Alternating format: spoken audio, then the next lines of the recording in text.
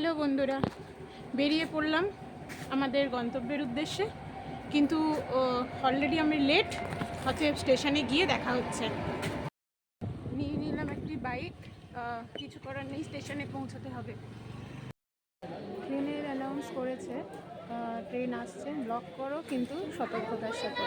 ট্রেনে উঠি, পরে দেখা হচ্ছে। 5:16 ট্রেন লেট করে এলো 6টায়। এখন তাড়াতাড়ি হাওড়া ঢুকতে পারলে হয়। ট্রেন ঢুকতেই ছুটে গেলাম বাস ধরতে, একদম কাঁটায় কাঁটায় সময়। দেখা যাক কি হয়। আলটিমেট আমরা পৌঁছে গেছি। সময় খুব কনফিউশন ছিল আমরা পৌঁছবো কিনা, আলটিমেট পৌঁছে গেছি।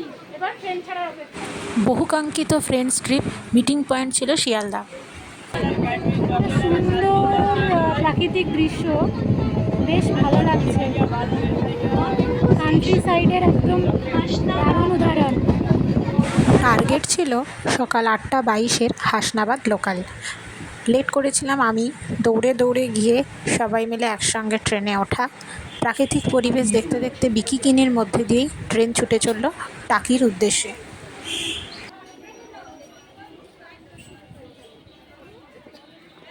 সবাই আমরা নেমে পড়লাম। এবার আমরা নেমে পড়েছি টাকি রোড স্টেশনে। এবার হাঁটতে হাঁটতে চললাম, দেখা যাক কি পাই।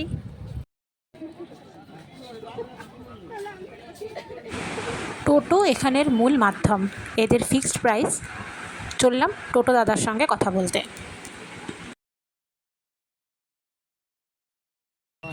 হ্যাঁ, 15টা। আচ্ছা, 15টা স্পটের মধ্যে 3 নদী মোহনা দেখছেন, ওটা যেতে পারবেন না। নদীর ধারটা? না না, 3 নদী মোহনা এই জিনিস। এই যে হ্যাঁ, 3 নদীর কথা হলো একটা সাইড দেখে আমরা আগে হোটেলে ঢুকবো, তাই প্রথমেই চলে গেলাম টাকি রামকৃষ্ণ মিশন। টাকি Ramakrishna mission school already running, তাই ডিস্টার্ব আর করবো না।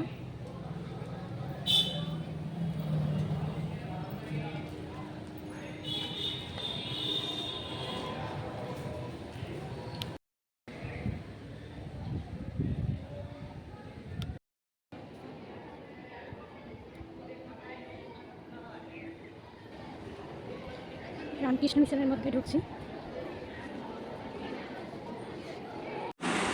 রামকৃষ্ণ মিশন এই আশ্রমের মধ্যে এত সুন্দর একটা শান্তি নীরবতা বিরাজ করে, সত্যিই যেন বসে থাকলে খুব আরাম পাওয়া যায়, একটু শান্তি পাওয়া যায়। পাশেই কিন্তু স্কুল চলছে, কিন্তু এত শৃঙ্খলাবদ্ধ, বেশ ভালো লাগলো দেখে। লোকাল মানুষ জানালেন এনারাই এখানে বিপদে আপদে পাশে দাঁড়ান। যাই হোক, সবটা দেখে নমস্কার পর্ব সেরে আমরা এগিয়ে চললাম আমাদের পরবর্তী গন্তব্যের দিকে।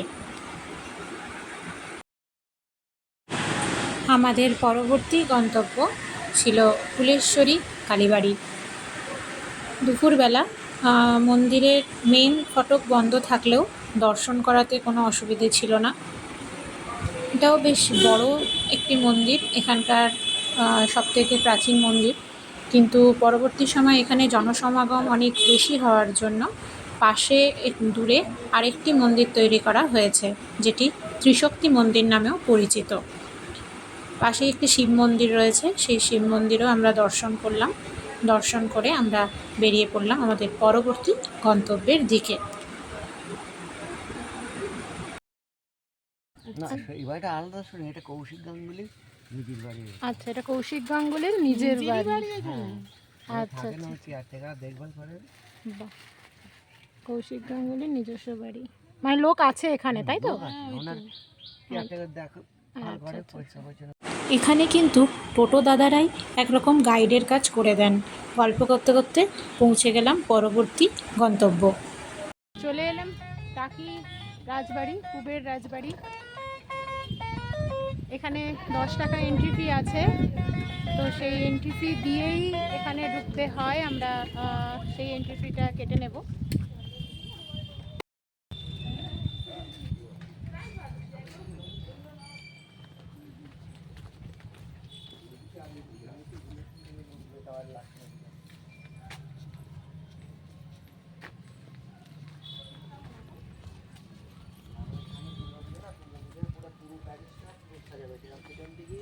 তো এখানে দুর্গা পুজো হয় তাই তো? দুর্গা পুজো হয় এবং এখানে 5 দিন অনুষ্ঠান হয়, আচ্ছা আচ্ছা মানে ষষ্ঠীর থেকে একদম বিজয়া দশমী অবধি। আচ্ছা এখানে সব সাজাবে, সামনে পিছনে আমরা সব সাজাবে। আচ্ছা আর এল টাইপের পুজো, একটা আছে রাজের ঘাট, একটা আছে আপনার রানীর ঘাট। আচ্ছা। এখানে কি রাজবাড়ির বংশধরেরাই থাকেন? ও শরীর সারা যেটা সব আছে। শরিক যারা আছেন তারা থাকেন। এইখানে ওইটা কি বলি হয় কিছু? হ্যাঁ, ওই বললাম মহিষ বলি হতো। আচ্ছা আচ্ছা আচ্ছা, আগে মহিষ বলি হতো।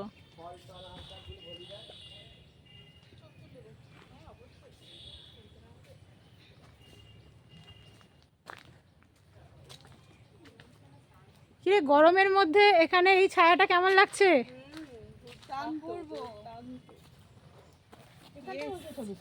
শুধু স্নান, ওখানে বাথরুম আছে। রাজবাড়ির পুকুর ঘাট গুগলি ভর্তি।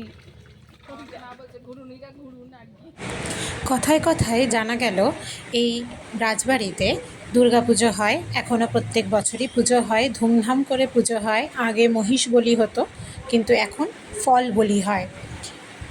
তারপর এছাড়াও এখানে পুজোর সময় যে কদিন অনুষ্ঠান হয় সেই কদিনের মানে যথেষ্ট লোক সমাগম থাকে। এছাড়াও বিসর্জনের সময় ভারত এবং বাংলাদেশের যে জলসীমান্ত, সেইখানে দুই দেশেরই নৌকো থাকে এবং ঠাকুরকে নৌকোর মাঝখানে রেখে সেইটা একটা পরিক্রমা মতন হয় এবং তারপর সেটা বিসর্জন হয়।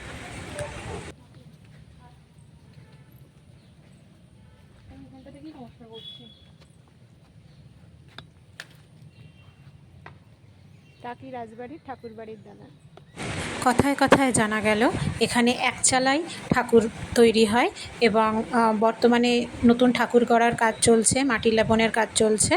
আর পাশে একটি পালকি মতন রয়েছে, এই পালকিতে ঘট যায় এবং পালকিতে করে নিয়ে গিয়েই ঠাকুরের বিসর্জনের কাজটি হয় ইছামতি নদীতে। বেশ ভালো লাগলো। বেশ গরম, তার মধ্যেও আমাদের এন্থুর শেষ নেই, চলছে। এবার আমরা ভেতর দিকটা একবার দেখে নেব।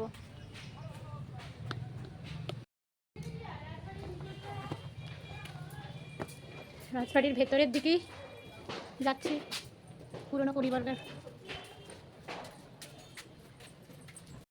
পুরনো কড়িবর্গারই দেওয়াল ছাদ।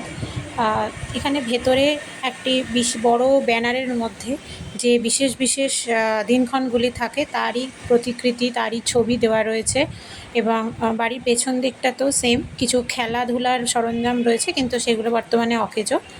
এরপর পুরোটা পরিক্রমা করে নিয়ে আমরা এগিয়ে চললাম আমাদের আবার বাহনের দিকে, অর্থাৎ টোটোর দিকে।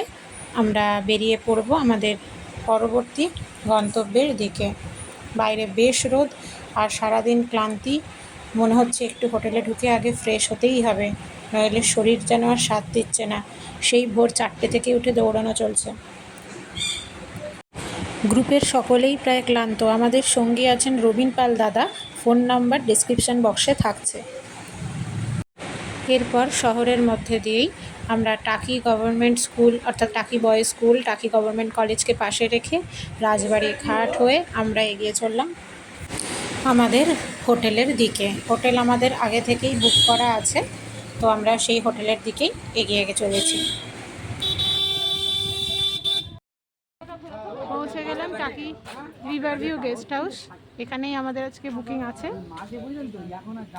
একেবারেই নদীর ধারে, পজিশন খুবই ভালো।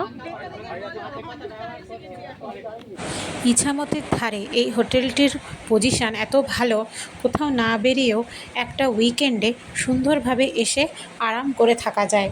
ঘরের মধ্যে জানলা দিয়ে নদীর ভিউ, সুন্দর ফুরফুরে হাওয়া, বেশ ভালো। আর সারাদিন কাজের পরে, সারা সপ্তাহ কাজের পরে, এমনকি এক এক সময় শনি রবিবার কাজের পরেও মনে হয় যেন একটু আরামটাই প্রয়োজন। রিসেপশানে আমাদের ভোটার কার্ড দিয়ে যা যা নথিভুক্তিকরণ ছিল সব সই সাবুত করে আমরা এগিয়ে চললাম আমাদের রুমের দিকে। আমাদের ফার্স্ট ফ্লোরের রুম, আমাদের দুটো রুম নেওয়া আছে, ডবল বেডরুম। একটি 202 নম্বর রুম এবং একটি 203 নম্বর রুম।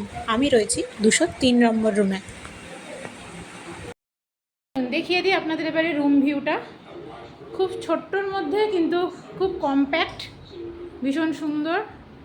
ডবল বেড, তবে ইজিলি 3 জন হয়ে যায় যদি অ্যালাউ করে তো।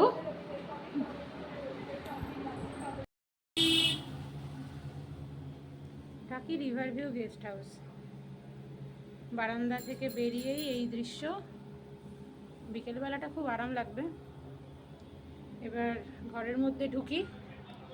ঘরের মধ্যে রয়েছে একটা কাবার্ড। কাবার্ডের মধ্যে কি আছে একবার দেখিনি। কাবার্ডের মধ্যে আছে কম্বল। আমার সঙ্গী ক্লান্ত হয়ে বসে পড়েছে। যা রোদ আর যা গরম, বাপরে বাপ। খাটটাও বেশ বড় সড়ো, এসি চলছে তাই একটু শান্তি। বসে পড়েছে ও একটা যে ডিভান মতন দেওয়া আছে তাতে, টিভি চলছে যা হয়। আর এই হচ্ছে বাথরুম।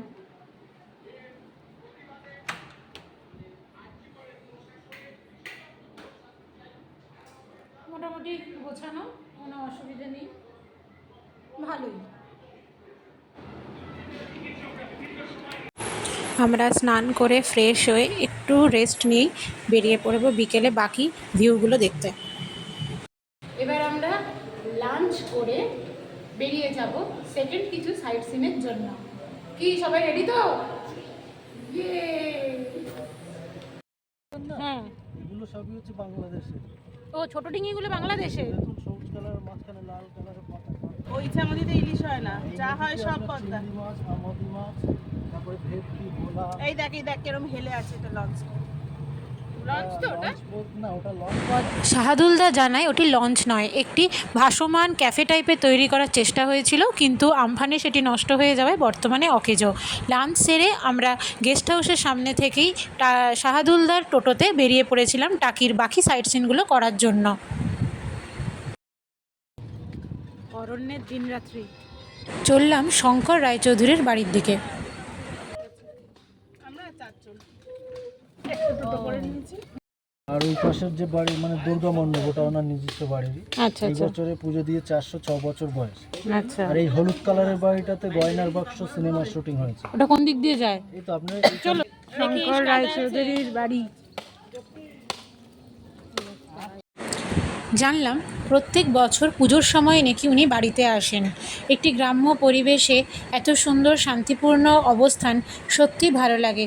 সবুজের সাথে লাল সাদার কম্বিনেশন যেন আলাদা আভিজাত্য বহন করে। যেতে যেতে পাশে দেখতে পেলাম একটি স্কুল, একটি আপার প্রাইমারি স্কুল। স্বভাবতই আমাদের চোখটি ওদিকেই আগে গেল, কিন্তু যাই হোক, তারপরে আমরা এগিয়ে গেলাম বাকি দিকগুলো দেখতে। এখানেও একটি দুর্গা দালান রয়েছে এবং তারপর চললাম গয়নার বাক্স বাড়িটি দেখতে। মূল ফটক বন্ধ থাকায় বাইরে থেকে আমরা দেখে এলাম গয়নার বাক্সের বাড়িটি, শুটিংয়ের বাড়িটি। শ্যাওলা ধরা ইটের গাঁথনি দেওয়া এই হলুদ সবুজ বাড়িটি দেখলে যেন সত্যিই গা ছমছম করে, কিন্তু বেশ রোমাঞ্চকর। ভালো লাগলো, বেশ ভালো লাগলো।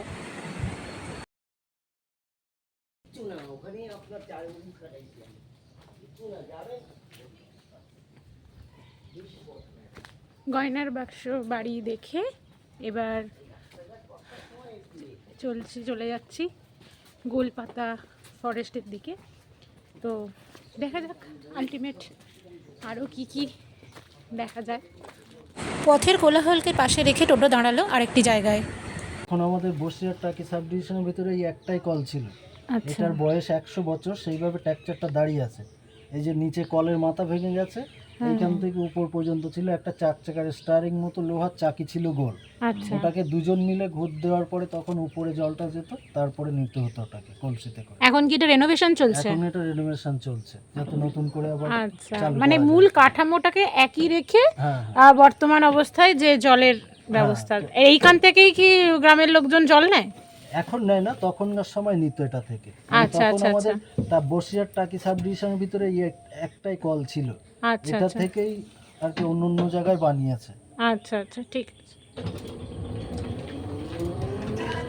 হাসান সিনেমার নাম ছিল, মানে সিনেমাতে জয় হাসানের নাম ছিল পর্দা, অতএব এটা বাংলাদেশ পদ্মার বাড়ি হিসাবে দেখানো হয়েছে। আচ্ছা, আচ্ছা, যে বাড়িটাতে আবির চট্টোপাধ্যায়কে লুকিয়ে রেখেছিল সেই কুড়ি বাড়ি হচ্ছে এটাই। এটা 2017 সালে হয়েছিল, আবার ইন্টারন্যাশনাল অ্যাওয়ার্ড পেয়েছে।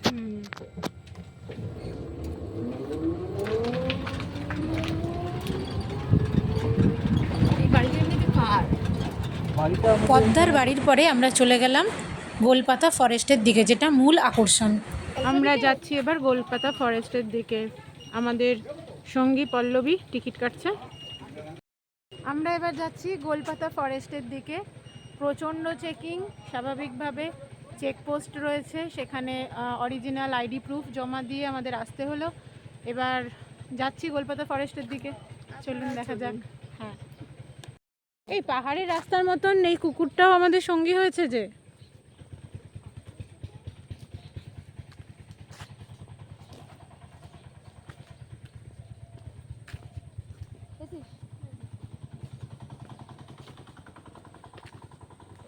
কালু দাঁড়া। এখানের এই রাস্তায় হাঁটার অভিজ্ঞতাটাই খুব সুন্দর, বেশ ভালো লাগলো। বিকেলের আবহাওয়া বেশ ভালো।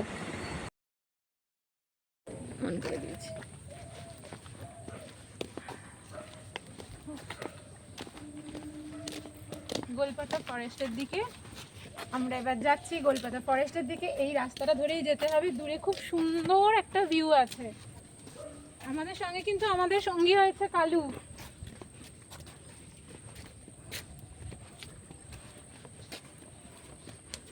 এখানে সুন্দর।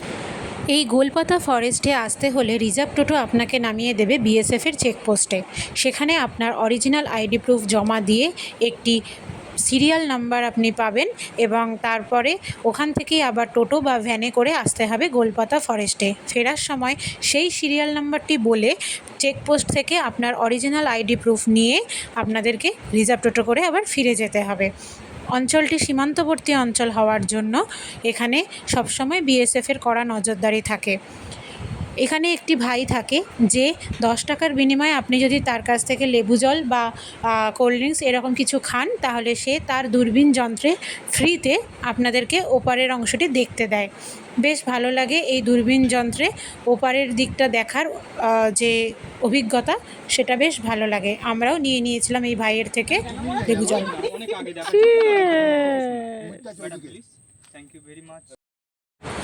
আমরাও সবাই মিলে এই জল খেয়ে আনন্দ করে সময় কাটালাম। কর্তব্যরত বিএসএফ দাদা ছবিতে আসবেন না বলে ওনাকে এখানে ধরা গেল না, কিন্তু কথায় কথায় জানা গেল ওপারের অংশটি হচ্ছে সাতক্ষীরা জেলা, এবং বর্ষার সময় বা জোয়ারের সময় পুরো অংশটি, এই ব্রিজের তলের পুরো অংশটি কিন্তু জলে ঢাকা থাকে।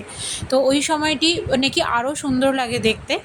তো এরপর আমরা চলে যাব ওয়াচ টাওয়ারের দিকে, ওই পার্টটি আমরা একবার দেখে নেব। এবার আমরা যাচ্ছি ওয়াচ টাওয়ারের দিকে। সামনে অলরেডি শুভ্রা এগিয়ে চলেছে এবং তারও আগে বিএসএফ দাদা যাচ্ছে। রাস্তা একদম রাস্তা বেশ ভালো লাগছে, আর বৃষ্টি হয়েছে, স্যাঁতস্যাঁতে সবুজ, জাস্ট অসাধারণ। দূর থেকে বাইনোকুলারে আমরা দেখলাম ওপারটা, ভালো তো লাগলোই। এই বিকেলের ওয়েদারে জাস্ট বেশ ভালো লাগছে, বেশ ভালো লাগছে। শুভ্রা রানী আমাদের আগেই হেঁটে হেঁটে হেঁটে হেঁটে যাচ্ছে। ও আমাদের গাইড করে করে নিয়ে যাচ্ছে। দিদি, জঙ্গল, এইগুলো সব। ওয়াচ টাওয়ার আছে, ওপরে উঠে ভিউ দেখা যায়। উঠবো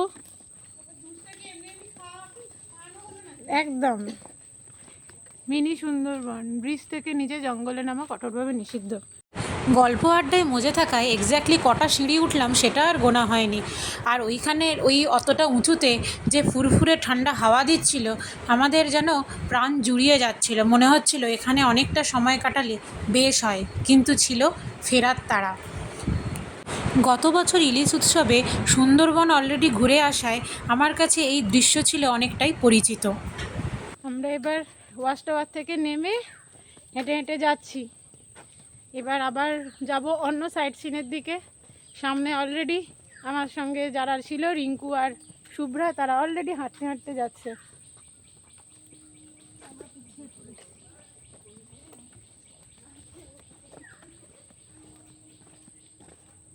খুব সুন্দর একটা পরিবেশ, এত সুন্দর। বেশ একটু একটু করে বৃষ্টিও পড়ছে, তো বেশ ভালোই লাগছে। হেনরি আইল্যান্ড, গোলপাতা ফরেস্টের রাস্তা কিংবা সুন্দরবন সবই ম্যানগ্রোভ অরণ্যের ওপরেই বলে পরিবেশ পরিস্থিতি অনেকটা একই রকম। তবে প্রত্যেকটা অঞ্চলের নিজস্ব কিছু সৌন্দর্য মাধুর্য থাকে, তো তার জন্য প্রতিটা জায়গাকেই আলাদা করেই ঘুরে দেখে নিতে হবে। তবে যেখানেই যান পরিবেশকে সবসময় পরিষ্কার রাখতে হবে, নোংরা করা চলবে না। এখানে বাংলাদেশি মশারি, গামছা, লুঙ্গি এগুলোর বিক্রির একটা প্রচলন রয়েছে। যে পয়েন্টেই যান না কেন এই সবের বিক্রেতাদেরকে আপনারা পেয়েই যাবেন। আসলে এগুলোর ওপরেই হয়তো ওনাদের জীবিকা নির্বাহ হয়, তাই প্রত্যেকটা পয়েন্টেই কিন্তু আমরা ওনাদেরকে পেয়েছিলাম। ওয়াচ টাওয়ার দেখে এবার যাই হোক একসঙ্গে আসতে পেরেছি। সব কিছুজন আগে যাচ্ছে, কিছুজন পিছিয়ে যাচ্ছিল। উফ, বেশ ভালো লাগলো। ফিরতি পথে দেখা হলো এক পাল ছাগলের সঙ্গে। তারা ফিরছে বাড়ির পথে, আর আমরা বিএসএফ ক্যাম্পকে পাশে রেখে ছুটে চলেছি অন্য সাইট সিনের দিকে। অলরেডি টিপটিপ করে বৃষ্টি শুরু হয়ে গিয়েছে। টাকি জোড়া শিব মন্দির, 300 বছরের পুরনো। পাশাপাশি দুটি শিব মন্দির, তাই নাম জোড়া শিব মন্দির। কিন্তু মন্দির বন্ধ থাকা এবং বৃষ্টি হওয়ায় জুতো খুলতে না পারায় আর মন্দিরের ওপরে সিঁড়িতে উঠলাম না। বাইরে থেকেই মন্দির দর্শন করে ভগবানকে নমস্কার করে উঠে পড়লাম টোটোতে। টোটো যাওয়ার পথে পুকুরে যে ছবি পড়ল এই মন্দির, জোড়া শিব মন্দিরের, সেটিই যেন মনে দাগ কাটে। এরপরে শহরের কোলাহলে বিভিন্ন স্কুলকে পাশে রেখে আমরা চলে গেলাম ঘোষবাবুর বাড়িতে। এখানেও রয়েছে টিকিট সিস্টেম। আমরা টোটোতে বসেই কেটে নিলাম টিকিট। টোটো আমাদের ভেতরে ঢুকে নামিয়ে দিল। এখানটাতে বেশ ভালো লাগে, একটা ক্যালেন্ডার পিকচারের মতন পরিবেশ, বেশ সুন্দর। এখানে ঘুরে মজা। তলায় একটা ঘর ছিল, তো সেই ঘরে ঢোকার রাস্তা হচ্ছে এটাই ছিল। এখন ওটাকে বন্ধ করে দিয়েছে। আর এটা 400 বছর ধরেই পুজো হয়ে আসছে এখানে, এখনো পুজো হয়। আচ্ছা, দারুণ জায়গাটা। এইখানে 1928 সালে নেতাজি সুভাষচন্দ্র বসু এসেছে বৈঠক করতে। তারপরে এখানে অনেক সিনেমারও শুটিং হয়েছে, যেমন কেয়া পাতার নৌকা, আচ্ছা, তারপরে আটটা আটে বনগা লোকাল, চাঁদের পাহাড়ে কিছু শ্যুট হয়েছে। বৃষ্টির মধ্যেও লোক সমাগম রয়েছে, ছবি তুলেও ভালো, চোখেরও আনন্দ। শহীদুল দাদার কথা অনুযায়ী এখানে নেতাজি সুভাষচন্দ্র বসু এসেছিলেন, চাঁদের পাহাড়, কেয়া পাতার নৌকো, এরকম বেশ কিছু সিনেমার শ্যুটিংও হয়েছে। আমরাও পৌঁছে গেলাম এই ধরনেরই এক সুন্দর লোকেশানে। জমিদার বাড়ির যে ঐতিহ্য, সেই ভাঙাচোরা কিন্তু তার মধ্যেও যে আভিজাত্য, সেটা কিন্তু এই দালান বাড়িটি কিন্তু তার যে পরিকাঠামো, সেটা কিন্তু যথেষ্ট ভালোভাবেই বহন করছে। আমাদেরও বেশ ভালোই লাগলো। আমাদের বন্ধুরাও দাঁড়িয়ে রয়েছে ছবি তোলার জন্য। কিছু ছবি তুলে নিয়ে আমরা দালানে ওখানে ঠাকুরকে নমস্কার করে বেরিয়ে পড়লাম পরবর্তী গন্তব্যের দিকে। আভিজাত্য একটি আলাদা পরিচয়, এই পরিকাঠামো কিন্তু সেই পরিচয়ই বহন করছে। এরপরে আমরা চলে গিয়েছিলাম টাকির শ্মশানঘাটের উদ্দেশ্যে, যেখানে স্থানীয় একটি ছেলে যে কার্গিল যুদ্ধে শহীদ হয়েছিল, তারই স্মৃতিতে রাখা রয়েছে একটি বন্দুক এবং তার উপরে একটি ক্যাপ। এরপরে আমরা পৌঁছে গেছিলাম টাকির ত্রিশক্তি মন্দিরে, যেটি কুলেশ্বরী দেবীর মন্দিরের ভিড় কমাতে তৈরি করা হয়েছে বলে জানা যায়। টাকিতে এসেছেন? টাকিতে একটা কথা প্রচলিত আছে। কথাটা হলো, সাতক্ষীরার মাটি, গোবরডাঙ্গার হাতি আর টাকির লাঠি বিখ্যাত। ইছামতি নদীর ওপারটা হচ্ছে বাংলাদেশের সাতক্ষীরা। ওখানকার জমিদারের অহংকার ছিল তার উর্বর মাটি, আর গোবরডাঙ্গার জমিদারের অহংকার ছিল হাতি। আর টাকিতে জমিদার ছিলেন না, ছিল জমিদার গোষ্ঠী। এক জমিদারের জায়গা কিন্তু টাকি নয়, এখানে অনেকগুলো জমিদার বাড়ি আছে। এবার একটা কমন কোয়েশ্চেন, ইনারা কি একই জায়গায় শাসন করতেন? না। কথায় কথায় জানা যায় কালীনাথ মুন্সী মহাশয় ছিলেন সতীদাহ প্রথার প্রথম পিটিশনার। তাঁদেরই আরাধ্যা ছিলেন কুলেশ্বরী মা। সর্বানন্দগিরি মহারাজ 9 বছর আগে তার সাধন ভজনের জন্য এই মন্দির তৈরি করেন। 7 বছর আগে তিনি দেহ রাখলে তাকে বসিয়েই সমাধিস্থ করা হয় পাশেই, কারণ তিনি ছিলেন বড় তন্ত্রসাধক। তার সমাধি মন্দির রয়েছে মন্দিরের পাশেই। তোমাকে ছাড়া আমি অন্ধ। আর মা বাবার একটা মস্ত বড় গুণ, যদি অন্তর থেকে সরল বিশ্বাসে তাকে কিছু জানানো যায়, এই চ্যালেঞ্জ নেক্সট ইয়ার তাকে থ্যাংক ইউ বলতে আসতেই হবে। একদম দুর্দান্ত কথা শোনেন। এই 3 শক্তি এক জায়গায় বলে এই মন্দিরের নাম ত্রিশক্তি। ভালো থাকুন। এরপর পৌঁছে গেলাম 15 টাকা টিকিটের বিনিময়ে ইকো পার্কে। সেরকম কিছু ভালো আমাদের লাগলো না, তবে ঘুরে এলাম। সব সাইট সিন কমপ্লিট করে আমরা যখন রাজবাড়ি ঘাটে পৌঁছালাম তখন প্রায় 4:30 বাজো। কি করব, নৌকো ভ্রমণ কি করব না, এই নিয়ে একটা দ্বন্দ্ব চলছিলই। বাকি 3জন কিন্তু বলছিল আজকে নয় পরের দিন, কিন্তু আমি বললাম না, যা হবে আজকেই, পরের দিন না হয় একটু শুয়ে আরামই করব। তো চলে গেলাম আমরা নৌকো বিহারে, অর্থাৎ যে আমাদের এখানে যে বোট থাকে সেই বোটের বিহারে। এই বোট রাইড নিয়ে আমি ছোট্ট একটা ভিডিও দেব, সেখানে থাকবে টোটাল ডিটেলস। তবে সারাদিনের ক্লান্তি, মানে সেই ভোর 4টে থেকে উঠে আমাদের যে ধকল চলেছে, তারপরে এই বোট রাইড কিন্তু ছিল বেশ আরামদায়ক। মানে এটা ছিল আমাদের কাছে সারাদিনের পরে একটা রিল্যাক্সিং টাইম। 5:10 আমরা এখন বোট রাইডে উঠেছি।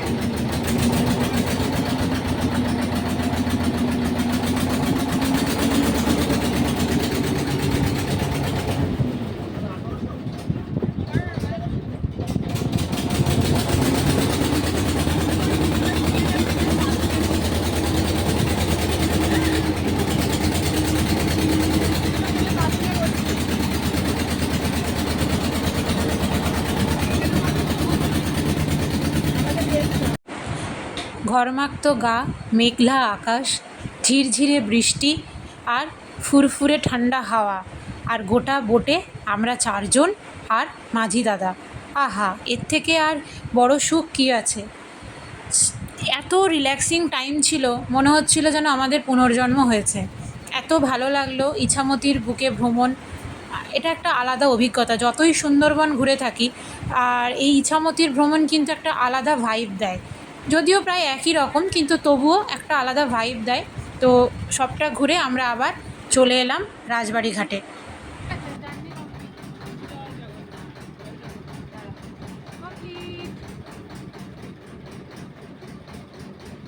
নৌকোবিহার শেষে সন্ধ্যায় রাজবাড়ি ঘাটে আমরা কাটালাম বেশ কিছু কোয়ালিটি টাইম। বন্ধুত্বের আড্ডা হলো পেট পুজো, ফুচকা, চকলেট ফুচকা, সরের মালাই রাবড়ি, তার সঙ্গে চা, চললো অনেক কিছুই। বেশ ভালো লাগলো। কিছু ফটোশ্যুট আর সন্ধেবেলার নিজেদের কোয়ালিটি টাইম। তারপর হোটেলে ফিরে খাওয়া দাওয়া করে নিজেদের মধ্যে আড্ডা সেরে পরের দিনে আমরা বেরিয়ে পড়লাম। আমাদের ট্রেন ছিল হাসনাবাদ লোকাল 11:35 টাকি রোড স্টেশনে। তো আমরা স্টেশনে পৌঁছে সারথি দাদাকে বললাম আমাদের ছবি তুলে দিতে। তো সারথি দাদার সঙ্গেও ছবি তুললাম এবং তারপরে ট্রেনে উঠে বসলাম।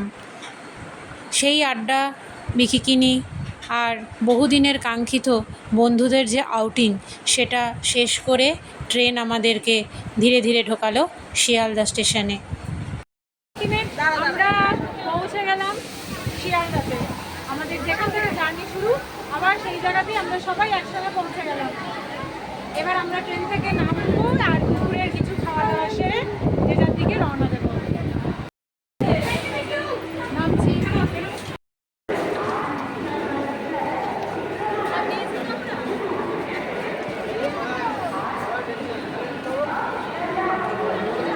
হোটেল থেকে ব্রেকফাস্ট করে বেরালো, দুপুর গড়িয়ে যেতেই পেটেতে ছিল খিদের টান। তাই কি করা যায়, আমরা ঢুকে পড়লাম KFCতে। সবাই মিলে খাবার অর্ডার করে দিলাম এবং খাবার খেয়ে আমরা যে যার গন্তব্যের দিকে রওনা দিলাম। আমরা